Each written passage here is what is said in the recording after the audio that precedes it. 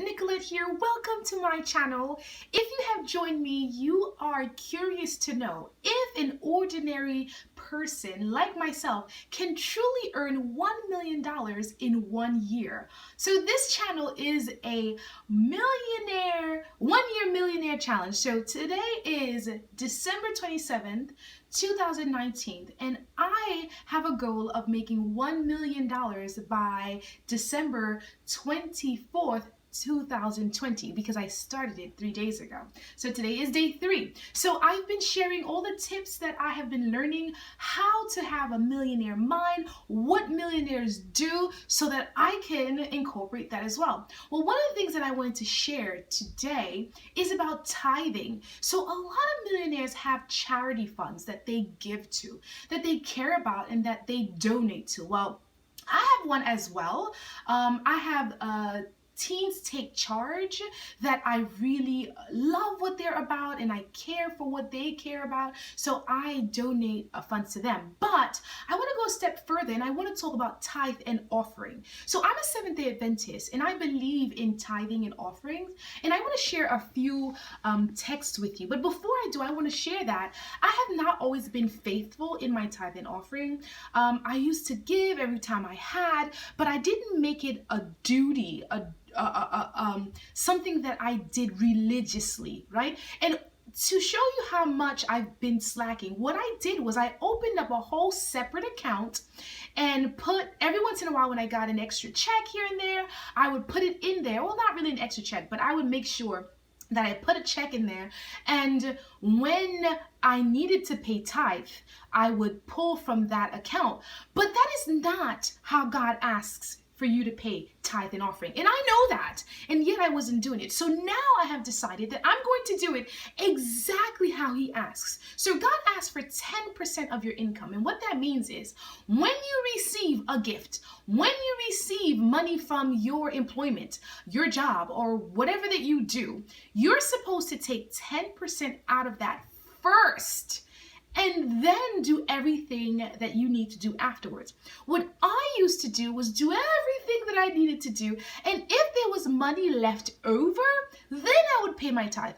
And when I didn't do that, when I saw that that was even too difficult to do, because there would be nothing left over, that's when I decided to make a whole separate account and call it the God's account, the Jesus account, right? So that when I don't pay tithe in the bank accounts that I had, like my everyday account, then I'd be like, oh, it's okay because I already have funds for God.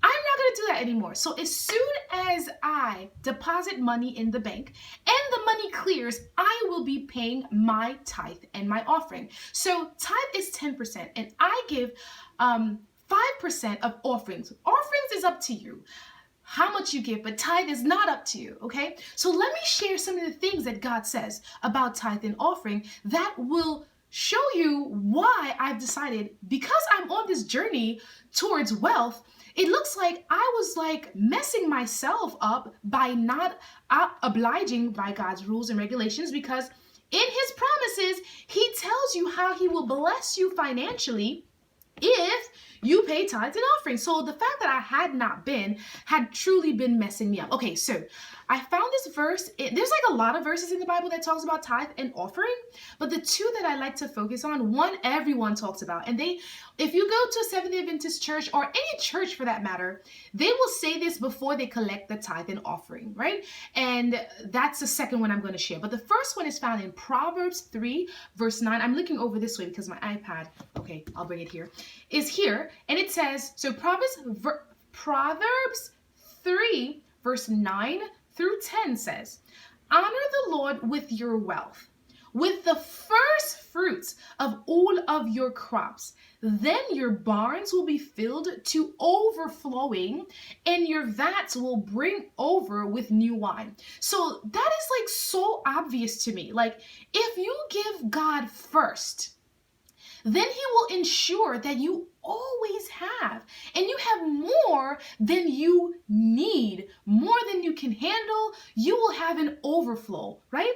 And the one that you guys know about, I'm scrolling down, because there are a lot of verses about tithe and offering, and this is in Malachi, right? You all know about Malachi. Malachi 3, verse 8 through 12. Everyone who's ever gone to church at some point and has stayed until the offering knows these verses, right? And it says, "Will a mere mortal rob God? Yet you have robbed me. But you say, how are we robbing you? In tithe and offerings. You are under a curse, your whole nation, because you are robbing me. Bring the whole tithe into the storehouse, and that there may be food in my house. Test me in this, saith the Lord Almighty, and see if I will not throw open the floodgates of heaven and pour out so much blessing that there will not be room enough to store it. I will prevent pests from devouring your crops and the vines in your fields, and will not drop their fruit before it is ripe, says the Lord Almighty. Then all the nations will call you blessed, for yours will be delightful, says the Lord Almighty." So do you see how, like, in this one it says you're cursed? Like, do you know how I feel like I've been cursed? Because I'm an RN, you guys know that, and I make money as a nurse, and yet sometimes I feel like I'm living from check to check. Yes, it probably also has to do with the fact that I was attending school while a nurse, so then I was paying thousands of dollars in tuition, but still, I feel like there is a curse. There is a problem that ensues when you do not do what God asks of you. And if he asks for a tenth and you do not give it to him, then he's going to be like, well, if you can't give me 10%, then I'm going to take everything, right? And he does that. So from now on, I am going to start as soon as I deposit the money and it clears, I'm going to go and pay it. And I decided that I'm not going to go and take it to church, because I might feel like maybe I get paid on Monday or Tuesday or Friday, whatever, and then it doesn't clear by that whatever time, whatever it is, and something might happen in between. So I'm not going to wait till church to give it. Luckily for us, we have Advent giving, and so we can do it online. So I'm going to sit down, I'm going to pay all my tithe and offering online and be done with it. That way I know that I am doing what God asks for, so that y'all, I can make my millions, right?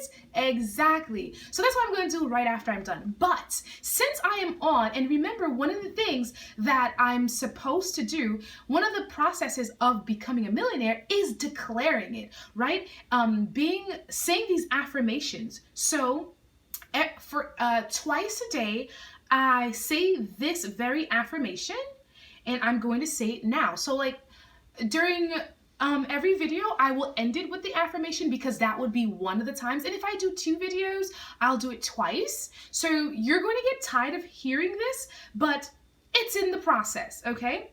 So I will make $1 million by December 24th, 2020. I will give up watching entertaining movies. I will give up wasting time on social media. I will give up junk food. I will put into practice everything I will learn from Jasmine Womack, Angel Tussey, Angeline Waymeyer, Bill Walsh, and John Shin to the letter. I will publish my book, get on media, and get clients to pay for my intellectual properties. I will also get other people to do the things I know I do not excel in. So that is my affirmation. Today is actually the first time I'm saying it, so I will say it again later today. But that is the end of this video. If you like this video, if you are interested in seeing how a normal person like myself can truly make millions by adopting a millionaire mindset, by learning the habits millionaires have, I just recently started reading a new book, The Millionaire Next Door, that I will talk to you about. Little tips and tricks that they do, how they think, down to the car that they drive. Like, this book talks about everything. Now, the idea is, it's not a fail-proof thing. Like, you have to make this a reality for you. You have to want to do this. You have to work hard. It's not just going through the steps and phases and process, but it's through determination, through faith and desire. Things also that I've learned from other books that I'm reading, like 7 Habits of Highly Effective People. I think I keep saying that wrong, and also Think and Grow Rich. Like, those are the books that I've read thus far, but I'll be reading a lot of books, and I will be sharing everything that I learned from each of the books. So I hope you enjoyed this video. And I hope that you are on the same mission that I am. Put into practice the things that I'm putting into practice, and let's be millionaires together. See you next time.